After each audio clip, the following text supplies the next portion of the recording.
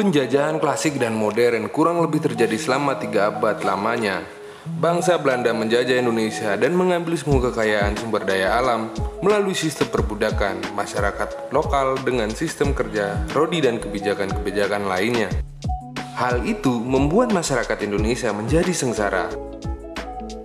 Mereka juga berhasil membawa wacana-wacana kebenaran untuk menjustifikasi tindakan penjajahan dan menghancurkan nilai-nilai kultur lokal.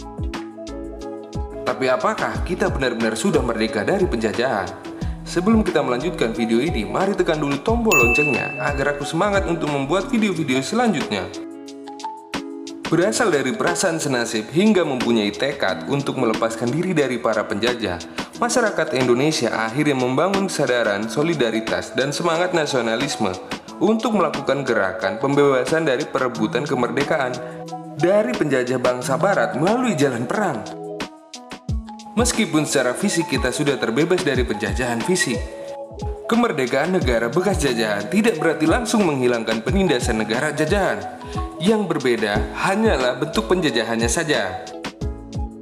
Jika dulu penjajahan dilakukan dengan perampasan sumber daya alam, maka era modern ini bentuk penjajahan bertransformasi menjadi penjajahan sosial, budaya, ekonomi, dan pemikiran yang lebih bersifat tak kasat mata.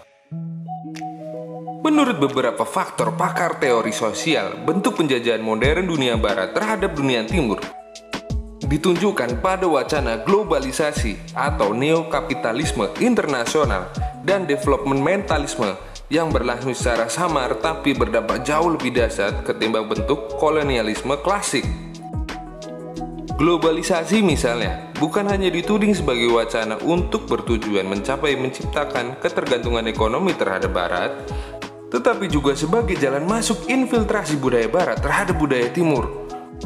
Oleh karena itu, kita harus melihat secara kritis bahwa kolonialisasi belum berakhir. Dalam tulisannya yang berjudul On Some Aspect of Historiography of Colonial India, sejarawan India, Guha, menjelaskan bahwa penindasan tidak semata-mata dilakukan oleh kelompok luar saja. Dalam hal ini adalah bangsa penjajah, namun juga kelompok dalam hal ini adalah orang pribumi. Semua itu berebut karena kepentingan mereka sendiri.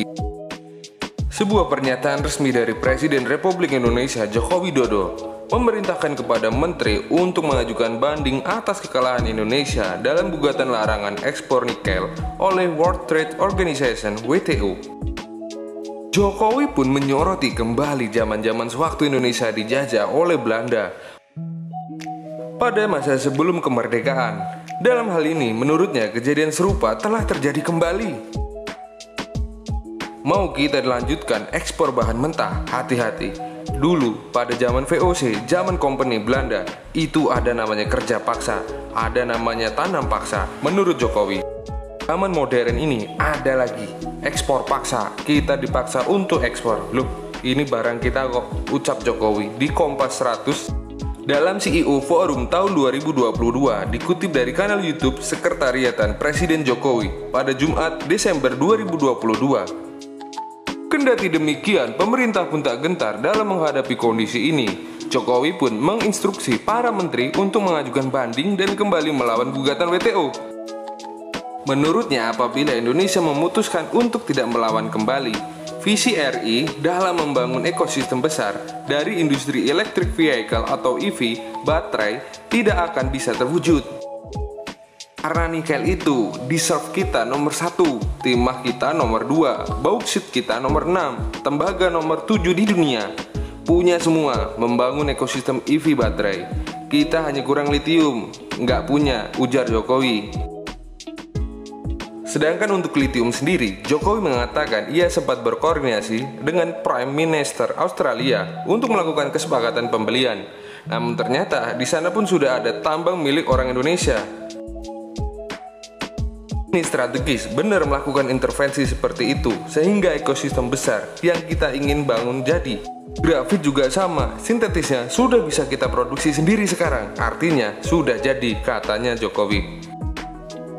Dengan ketersediaannya seluruh bahan baku, menurutnya tantangan selanjutnya ialah bagaimana cara menyatukan ekosistem tersebut. Mengingat sumber-sumber daya mineral yang terletak di daerah-daerah berbeda, Jokowi sangat yakin ekosistem inilah yang mampu membawa RI menuju ke peradaban negara maju. Saya mati-matian untuk ini. Begitu ini jadi, saya sampaikan kepada Menko Manifest, saya sampaikan kepada Menteri Investasi, tak usah kemana-mana, mau marketing soal investasi, tegas Jokowi. Percaya saja, mereka yang akan datang ke kita untuk mencari, untuk beli baterai EV kita, sambungnya. Bentuk kesiapan bangsa Indonesia dalam menghadapi globalisasi diantaranya adalah berpikir global dan bertindak lokal dengan cara cinta produk Indonesia dalam negeri.